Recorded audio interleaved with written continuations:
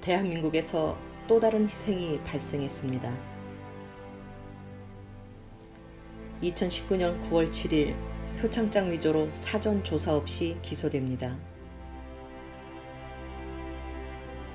2019년 10월 18일 1차 재판이 열렸습니다. 2019년 10월 23일 추가 기소로 구속영장 실질 심사가 열렸습니다. 다음 날 2019년 10월 24일 구속영장이 발부되었습니다. 2019년 11월 1일은 검사의 구속기간 만료일이었습니다.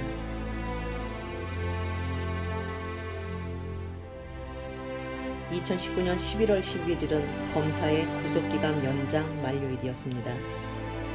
이날 검사는 추가로 공소장을 제출합니다. 2019년 11월 15일 2회 재판이 열렸습니다. 2019년 12월 10일 3회 재판이 열렸습니다. 2019년 12월 19일 4회 재판이 열렸습니다. 2020년 1월 22일 5회 재판이 열렸습니다.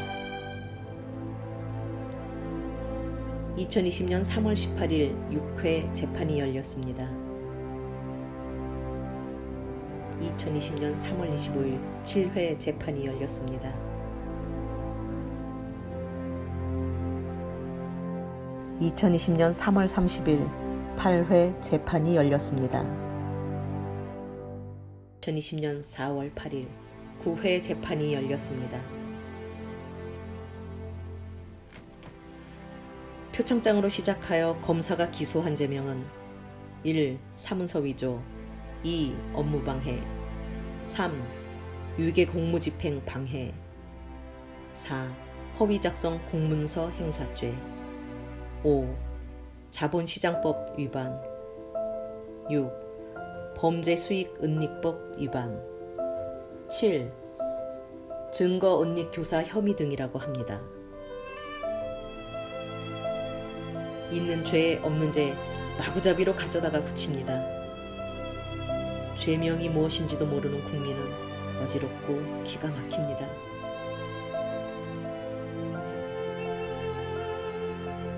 우리 국민들이 보시면 죄가 많은 것처럼 보입니다.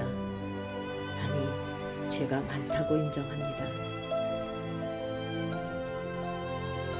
어느 누가 진심을 알아줄지 정경심 교수님 재판 과정을 보면서 저의 과거 재판 과정이 떠오릅니다. MB정부 시절인 2012년 8월 31일 사문서 위조 증거도 없이 아무런 소환 통보도 없이 서울 강남에서 인천으로 허위 신청된 체포영장으로 체포당하였습니다. 체포 당시 변호인과의 연락을 방해받았고 변호인 조력권도 침해받았습니다. 2012년 9월 1일 구속영장 실질 심사가 열렸습니다. 검사가 사문서 위조 증거를 제시하지 못하였음에도 사전에 조작된 영장을 영장 판사가 아닌 당직 판사가 발부하였습니다. 2012년 9월 18일까지가 검사의 구속기간 연장 만료일이었습니다. 그러나 검사는 구속기간 만료일 이후에 공소를 제기하여 피의자를 석방했어야 함에도 모른 척 지나고 있습니다.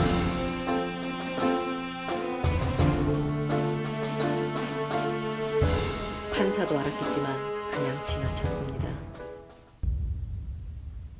변호사도 모른 척 그냥 지나쳤습니다. 2012년 10월 19일 1회 공판기일이 열렸습니다. 2012년 11월 6일 재판이 시작되었음에도 불구하고 검사는 또다시 기소를 합니다. 그 후로 2012년 11월 19일 2회 재판, 12월 19일 3회 재판, 그리고 해를 넘겨 2013년 1월 19일 4회 재판을 거쳐 2월 19일 선고받았습니다. 2013년 2월 19일 판결 선고일 재판장은 사문서 위조는 무죄라고 하면서 반성하지 않는다며 징역 2년 6개월을 선고합니다. 가둬놓고 재판한 결과입니다. 여기까지 교수님과 비슷한 5개월 재판 시간입니다. 검사가 추가로 공소를 제기하지 않는다면, 또한 판사가 구속영장을 발부하지 않는다면 형사소송법에 따른 1심 구속기간 만료로 석방되어야 합니다.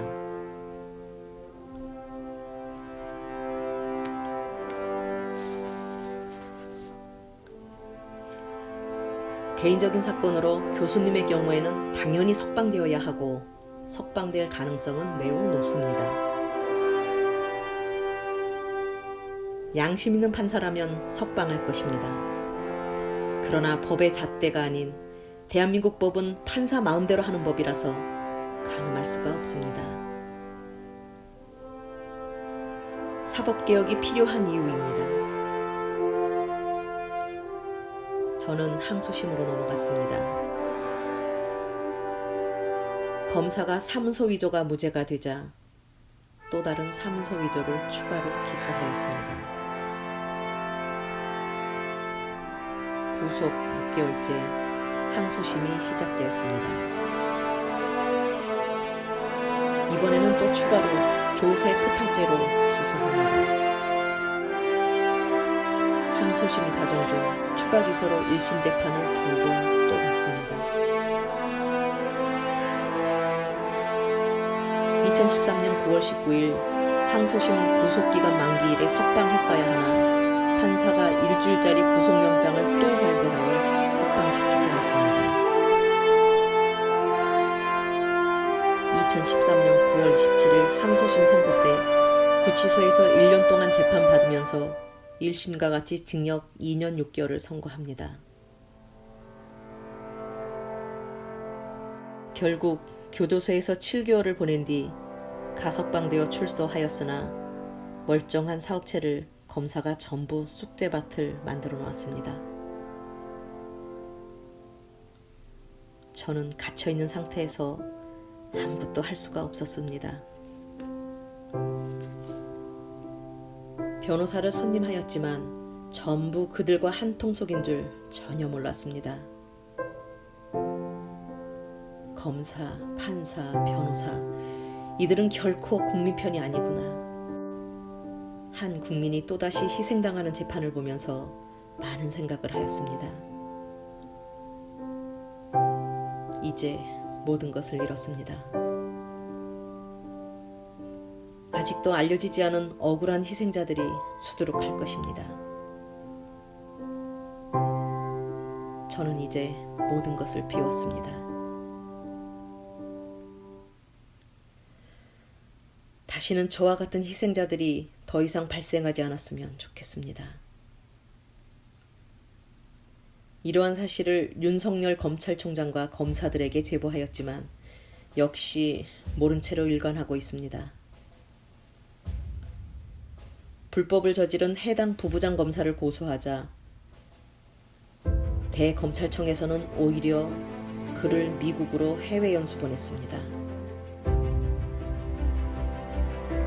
이제 평범한 시민이 해야 할 일이 생겼습니다.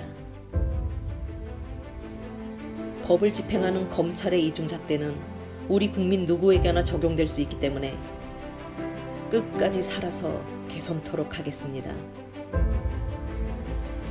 이제 대한민국 검찰 수사의 부당성을 지적합니다.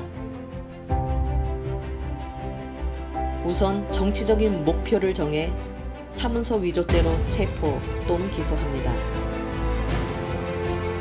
공소 제기 전 피의 사실을 언론에 유포하여 망신주기 대공개를 합니다.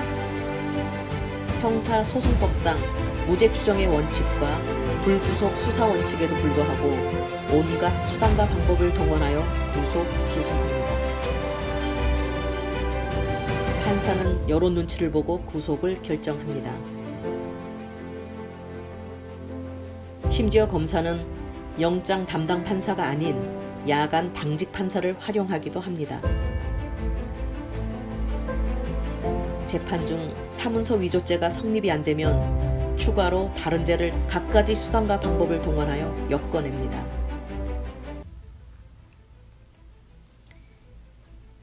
구치소에 가두어둔 상황에서 매일 조사와 친인척 등 주변 사람들을 협박, 압박합니다. 재판이 시작되면 사문서 위조죄로 시작해서 죄명이 눈덩이처럼 불어납니다. 죄에 없는 죄 모두 기소합니다. 순진한 국민은 죄책감에 시달립니다. 판사는 심각한 척 골치가 아픕니다. 검사의 언론 플레이에 여론을 의식합니다. 과연 우리 국민이 얼마나 버틸 수 있을까요?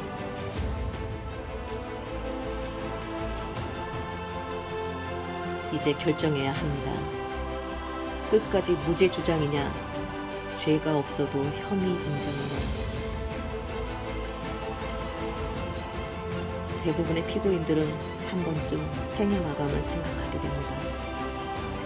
그러나 대한민국에서 생을 마감할 만큼 큰 죄를 저질렀나 다시 생각합니다. 또 다시 생각합니다.